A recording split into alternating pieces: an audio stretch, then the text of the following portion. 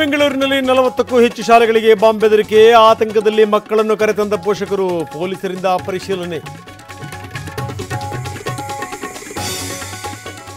ಪುನಃ ಅವರದ್ದು ಅರೆಬೆಂದ ವರದಿ ಎಂದ ವಿಜೇಂದ್ರ, ಈ ಬಗ್ಗೆ ಚರ್ಚೆ ಆಗಿಲ್ಲ, ಮುಂದೆ ತೀರ್ಮಾನ ಅಂದರು ಸಿಎಂ.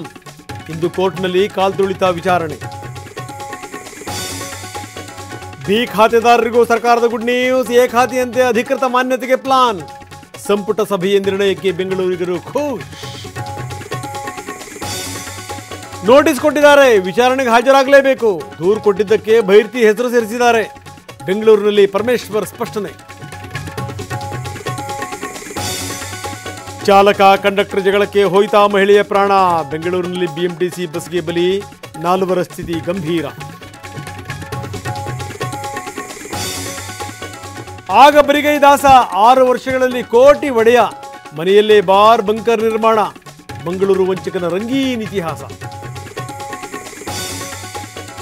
ಬೇಕರಿ ಕಂಡಿಮೆಂಟ್ಸ್ ಟ್ಯಾಕ್ಸ್ ನೋಟಿಸ್ ವಿವಾದ, 10% ಜನರಿಗಷ್ಟೇ ತೆರಿಗೆ. ವಾಣಿಜ್ಯ ತೆರಿಗೆ ಇಲಾಖೆಯಿಂದ ಮಾಧ್ಯಮ ಪ್ರಕಟಣೆ.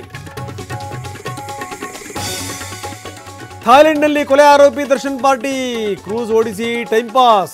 ಜಾಮೀನು ಬಗ್ಗೆ ಚಿಂತೆಯಿಲ್ಲದೆ ಬಿಂದಾಸ್. ವಿಜೇಂದ್ರ ಅಧ್ಯಕ್ಷರಾಗಿ ಮುಂದುವರೆದರೆ ಹೊಸ ಪಕ್ಷ, ಬಿಜೆಪಿ ನಾಯಕರಿಗೆ ಯತ್ನಾಳ್ ಎಚ್ಚರಿಕೆ. ಎಲ್ಲಾ ಪಕ್ಷಗಳಿಂದ ಬರ್ತಾರೆ ಅಂತ ಹೇಳಿಕೆ.